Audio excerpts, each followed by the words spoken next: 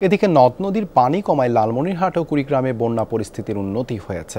তিস্তা, দুধকুমার, ব্রহ্মপুত্র, ধরলা সহ ১৬টি নদ নদীর পানি কমেছে কুড়িগ্রামে।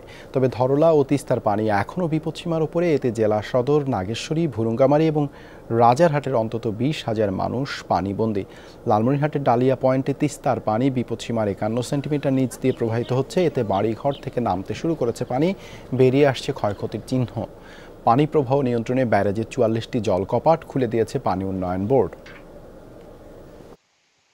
৫-৭ দিন থেকে পানির বাইরে এখনো আছে। এখন পোলাপান নিয়ে খুব অসুবিধায় আছি। বাল বাচ্চারা নিয়ে পানির মধ্যে রয়েছি। কোনো মেম্বার চেয়ারম্যানও আসে নাই, সরকারি কোনো অনুদানও পাইনি। আমাদের এলাকায় চারিদিকে পানি, আমাদের ফসল বিভিন্ন ফসল আমাদের ক্ষতি হইতেছে।